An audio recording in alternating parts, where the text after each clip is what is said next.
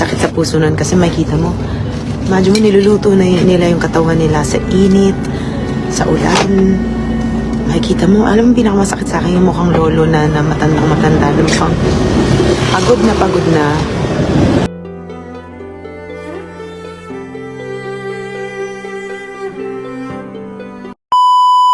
Yo, what's up happy people? Isang mapagpalang araw po sa ating lahat. For today's video mga kuys, mga guys, grabe po talagang madamdamin po at naiyak po si Vice Mayor Chi Atienza sa kanyang inspirational message o testimony mga kuys, mga guys, no, na napaka-inspired po ito mga kuys, mga guys, na talaga hindi niya po napigilan kayang sarili na tumulo po ang kanyang luha. At yan po ang mapapanood natin sa video ito. Please follow, like, and share, and subscribe. So without further ado, let's begin. Magandang umaga.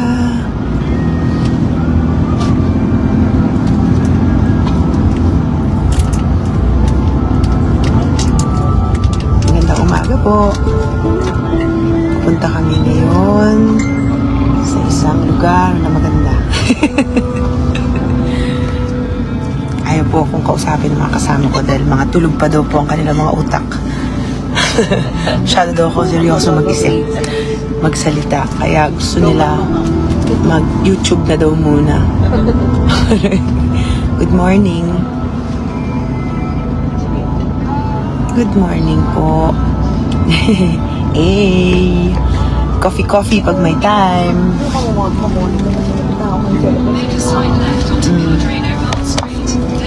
Ayun na nga, sinasabi mo na. Kamusta po ang inyong umaga? Nag-breakfast na po ba kayo? Bago po ako umalis, dinatid ko rin po ang aking anak. Una, meron po akong 9-year-old na anak. Tatlo na po ang anak ko. Isang 18, isang 14, at isang 9. Mahirap rin pagka working mother ka kasi iniisip mo yung mga anak mo, yung mga detalye bago mo gawin yung mga dapat mong gawin. Pero kung yan ang mission natin sa buhay, maganda rin na pinapakita natin sa ating mga anak na kahit babae tayo, marami tayong kayang gawin at marami tayong kayang pagsabay-sabayin. Pero nasanay na po ako. Since bata pa po kasi ako talaga, nagtatrabaho na ako. Hindi naman ako spinoiled ng magulang ko. In fact, nung college po ako ang pinagbayad ng tuition fee ko. Kaya ako'y nag-artista dahil pagtungtong ko sa college, sabi ng magulang ko, kailangan ko na daw magtrabaho. Alam ko yung pakiramdam na gigisang ka sa umaga, natatakot ka kasi baka wala kang pambayad ng pagkain mo. Dahil yun po ang ginawa sa akin nung bata ako.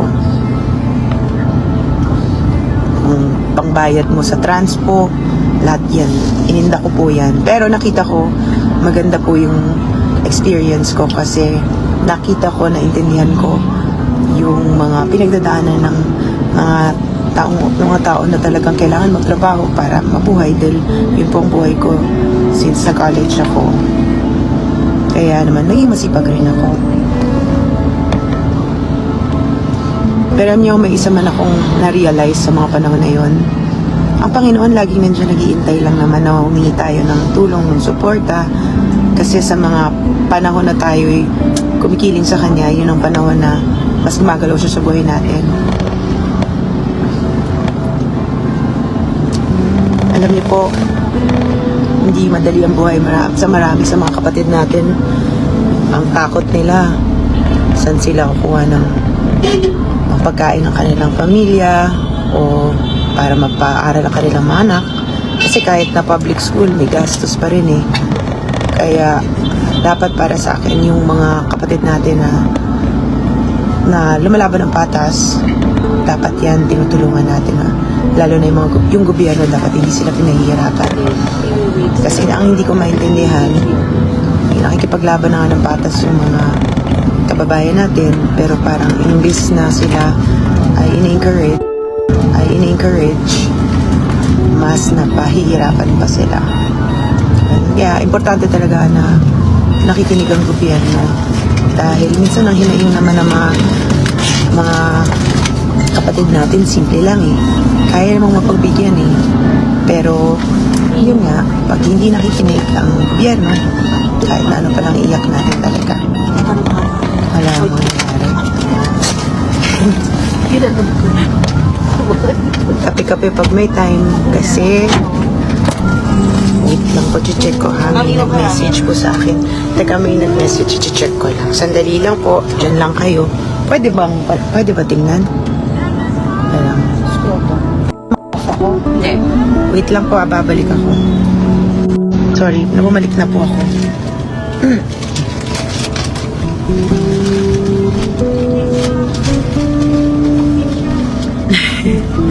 Alam nyo, marami nagtatanong kung Christian ako. Kwento ko sa inyo na nangyari sa akin. Yung bata po, mga around, siguro mga 17, ganyan. Nakasakay ako sa kotse, tapos na-realize ko lang na lagi akong sabi kay Lord na I love you. Pero parang na-realize ko kung sinasabi ko na mahal ko siya, ginagawa ko ba? So parang for some reason, doon ko na-realize na pag nag-I love you pala tayo, lalo na sa Panginoon, dapat may gagawin tayo para pakita sa Kanya yun. As after nun, may naging kaibigan ako na isang Christian. Tapos nag-share siya about God, about Jesus, kung paano tayo mahal ni Lord, na kung paano, yung sinabi niya sa akin, seek first the kingdom of God and His righteousness, and all these things shall be added unto you. Ano po yan sa akin, natamaan ako nun, kasi inisip ko, oo nga naman, parang, minsan pakitang tao, diba, sabihin natin sa kanya, mahal natin siya, pero, hindi naman tayo mabait sa kapwa natin, wala naman tayong ginagawang makabuluhan para ipakita sa tao na mahal natin ang Panginoon. And then from there, ang dami ko pong communities na sinalihan, kasi nag-search ako eh. Dami akong sinalihan, hindi pala ako, Youth for Christ, Divine Mercy, ang dami, lahat ng mga pwedeng prayer meeting sinalihan ko. Kasi naghahanap ako eh, hinanap ko yung sinasabi nila na mabait na Panginoon, na mamahalin tayo, na hindi natin kailangan na stress. Hanggang na-realize ko, pwede pala tayong maging Katoliko, pero renewed ang ating pananampalataya sa Panginoon. Pwedeng hindi natin iwan ang ating religion, pero magkaroon tayo ng isang mainit na relasyon kasama ang Panginoon. At yun po ang nagbago sa lahat ng pananaw ko. Doon ko na-realize na gusto kong maging isang misyonaryo, na gusto kong bigay ang buhay ko sa Kanya. Then from then on, lahat ng challenges na pinagdaanan ko, kasi nga, yun nga, sabi ko sa inyo, pagdating ko ng koleho, binitawan ako ng magulang ko. Sabi sa akin, bahala ka na, maghanap ka ng paraan para mabuhay, kumita ng pera. Eh, sabi ko, bahala na ang Panginoon. Kung saan, dinala niya ako noon sa pag-artista. Dahil na-discover ako ng isang manager, hindi ako dumaan, sama ko noon. Lalakad lang ako sa mall. Tapos, yun, may nagsabi nga na kung gusto kong maging commercial model, doon nag-umpisa yun. Then from then onwards, nag-provide ang Panginoon sa buhay ko in ways unimaginable. Pero parang alam ko, siya lang talaga gumawa nun. Hindi yun dahil marunong ako, magaling ako, kundi dahil alam ko, siya yung gumabay sa akin para ma-achieve lahat ng achievements ko. Ang daming mga panahon na parang tatanungin natin sarili natin, kaya ba natin to? Pero pag nagdasal tayo, tapos sinabi ni Lord na kaya mo yan, magugulat ka, yung ending, kaya mo dahil kasama mo siya. Sabi nga, diba, I can do all things in Christ. And I think I'm a living testimony of that, because sa lahat ng mga achievements ko sa buhay, hindi yun dahil magaling ako, dahil nakita ko na ang Panginoon ay nasa buhay ko, at nakita ko, naiisip ko, naiiyak ako, pero totoo eh, kasi lahat tayo, feeling ko, may mission sa buhay. Ang mission natin, magamit ng Panginoon for His purposes. Ba't ako naiiyak? Para akong tanga. Pag si Lord ang gumalaw, lahat ng detalye, nandun siya. Guys, kung meron kayo mga iniindaw, kayo mag-alala. Dasal nyo, mahalin yung kapwa nyo, offer niyo yung buhay niyo sa Kanya. When you are weak, then you are strong. Tandaan yan. Dahil pagka pinapasok natin ang Panginoon sa buhay natin, doon siya gumagawa ng mga milagro na alam natin siya lang ang makakagawa.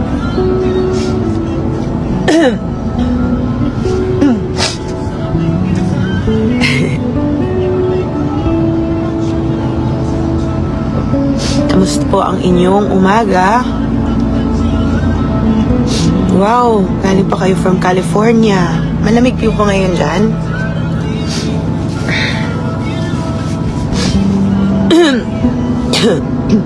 SK Chairman ng Barangay 860. Hello po.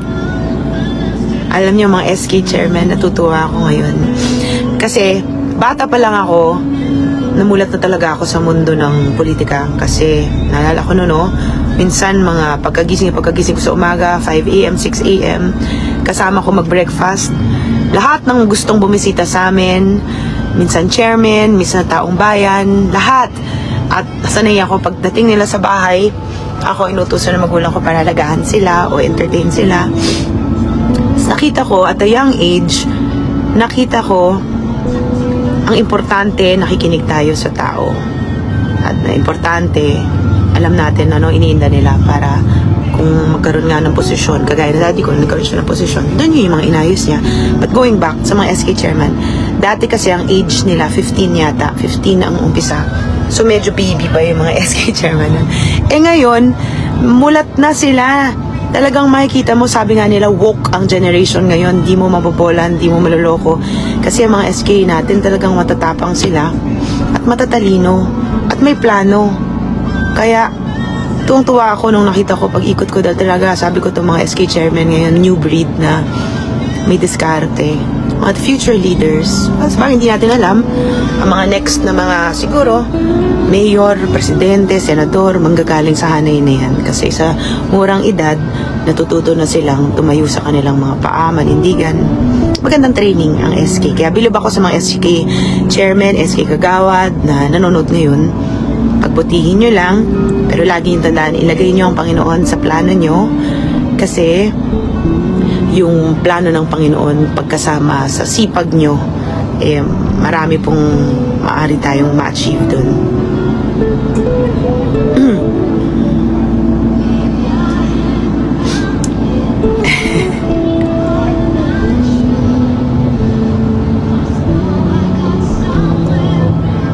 Gusto ko to Santiago 1:12, pinagpala ang taong natiling tapat sa kabila ng mga pagsubok sapagkat matapos niyang malagpasan ng pagsubok, tatanggap siya ng gantimpala ng buhay na pinangako ng Lord sa mga umibig sa Kanya. Amen to that. I agree. Alam niyo, simple lang ang buhay Ang Panginoon naman gusto tayo i-bless. Panginoon gusto tayo magkaroon ng buhay na siksik-liklik. Pero, I think, ang importante, ibigay natin ang buhay natin sa Kanya. Bigay natin ang ating mga desisyon, direksyon, at lagi natin isipin paano natin siya mapapasaya. So, dahil nga yung mga kasama ko, iniwan po ako. Diyos ko, mga nagkape sa labas. Shout out sa Barangay 8907, District 1.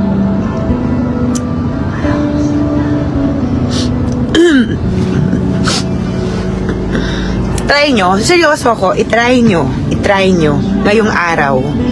Sabihin nyo kay Lord, Lord, itong araw na ito ay para sa'yo. Lagi yung ginagawa ng bata ko. Pag meron akong baon at konti na lang, paubos na, biglang may lalapit sa akin, tapos may hihingi ng tulong. Tapos sasabihin ko, Lord, ibibigay ko to, masakit sa akin to, pero dahil hiningi mo sa akin, bibigay ko sa'yo. Pag every time binibigay ko yun, yung last baon ko, mag-i-end up sabihin ko, Lord, wala na akong pangbayad ng pagkain ko. Bigla na lang may mangyayari na matitriple, dadami bigla yung huli. Try nyo yun ngayong araw. Maaring hindi marami ang meron kayo, pero kung may humingi, magbigay, tumulong, tapos sabihin nyo, Lord, para sa inyo itong binibigay ko. I dare you. magugulat kayo. Times 10 ang ibibigay ng Panginoon sa inyo. Subukan nyo. At sure na sure ako, confident ako na gagalaw si Lord sa gagawin nyo. Dahil yun ang best way para makita na gumagalaw siya sa buhay natin.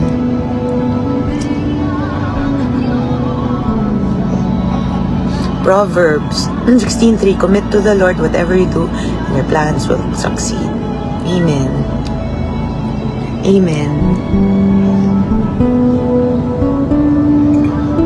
Alam niyo po, isa pang magandang gawin, na-realize ko lang. Teka, sandali lang po. Natawag din ako. Alam niyo po, ang dami po nating mga pwedeng gawin kasama. Lalakad-lakad ako sa barangay. Nakita ko yung mga kapatid natin na toda. Tinanong ko sila, ang sabi nila, kumikita daw sila 300 to 700 per day. Kaso pag nahuli, yun, 1,000 kaltas. So ilang araw silang tenga, ilang araw walang pagkain. Sakit sa puso nun kasi makita mo, medyo niluluto na nila yung katawan nila sa init, sa ulan. Makikita mo, alam mo pinakamasakit sa akin yung mukhang lolo na matandang-matanda na mukhang pagod na, pero iyak na ako. Pinaiisip ko, teka lang. Yung pagod na sila dahil kailangan nilang wait lang. Kailangan nilang pakainin yung pamilya nila. Tapos may pahihirapan pa sila. Sakit tingnan. Kaya naisip ko, sabi ko nga, kasi maganda ang kooperatiba, maganda, sabi ko, dapat siguro sa bawat area na may mga nagtatrabaho, ganun. Sana pwedeng suportahan ng livelihood na additional para habang sila ay nakikipagsapalaran sa kalsada, meron pa ring additional income na papasok sa kanila. Ay maliit na effort lang yan, kayang-kaya yan dahil ginagawa nga ng iba eh. Tsaka iba pa rin kasi kung tulong-tulong. Pag nagtulungan tayo, term ko doon, synergize. Pag nag-synergize tayo at gumawa tayong paraan, parang bayanihan, aangat tayo eh.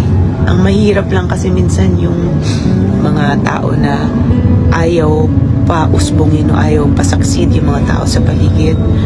Pero tingin ko, marami naman sa mga Manilenyo, mga matulungin yan. So kung tulong-tulong tayo, sabay-sabay tayo aangat. Yun lang. Pasensya na pag naiisip ko po kasi talaga yung nakikita kong hirap sa paligid ko na na-affect din ako. Na parang ngayon kasi wala naman akong magawa. Kundi magsabi lang ng mga pwede nating gawin. Pero balang araw, may magagawa rin tayo.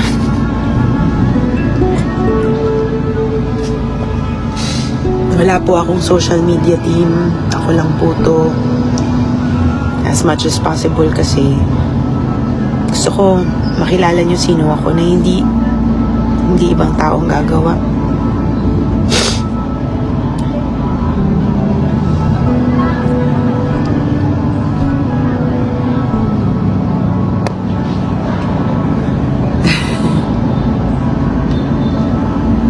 Pero ang tabay nyo, dahil ang hiningi ko talaga, sabi ko gusto ko livelihood for all. Maraming pwedeng gawin, maraming pwedeng turo, maraming suporta pwedeng ibaba. Kasi hingin ko talaga best way para bumalik ang dignidad sa bawat tao is ma-empower natin sila, maparamdam natin sa kanila na may pag-asa at kasama nila ang gobyerno na makatayo ulit. Ang biggest downfall of every nation is kapag ang mga tao dun ay wala ng pag-asa. Kaya dapat ang pag-asa binubuhay, dapat ang mga tao sinusuportahan, dapat kung wala mang pag-asa ang tao, maparealize sa kanila na ang buhay nila ay may saysay. Ako naniniwala akong bawat buhay importante, bawat buhay mahalaga. Kasi lahat tayo pinanganak na may isang misyon. Pero ang misyon na yan minsan nakakalimutan natin dahil sa hirap ng buhay. Pero pag i-angkla natin ang buhay natin sa Panginoon, siya ang magbibigay ng extraordinary na realization sa atin kung ano man ang mission natin sa buhay. Kaya kailangan, unang-una, magkaroon tayo ng relationship muna sa Kanya para maintindihan natin ano ba ang mensahe niya sa buhay natin. I assure you, start on with that. Makikita nyo, when He moves in your life, you'll be able to conquer everything and anything. Because that's how much God loves us. He wants us all to succeed. So ayun nga mga kois mga guys, no, talagang grabe yung pananaw o mindset ni Vice Mayor Che Atienza sa mga Manileño mga kois mga guys, na dapat po nating suportahan ito mga kois mga guys, dahil naawa po talaga siya sa mga matatanda na talagang nagbibilad po sa araw. So mayroon siyang kooperatiba na platform mga kois mga gayas, no. At alam naman po natin mga kois mga gayas ay hindi rin baguhan sa politics yan, sa gaya ng sinasabi niya na talagang, at alam din natin na yung tatay talaga niya ay politiko din mga kois mga gayas, no. At talagang tandem po sila ni Yorme Isko Moreno, dahil magaling to mga kois mga gayas. Huwag po natin itong kalimutan, Yorme Isko Moreno at Che Atienza. At dahil mabot po kayo sa dulo ng ating video, may karapatan po kayo mag-like, share, and subscribe. So for now, I'm Gan. God bless all. Peace. Mag-love shout out po sa ating lahat, especially itong Ma'am Elsie, kay Ma'am Rochelle, kay Yorme Isko Moreno sa kanyang YouTube channel. Pag-follow and subscribe po. Manila, God first. God bless all. Peace. Hey!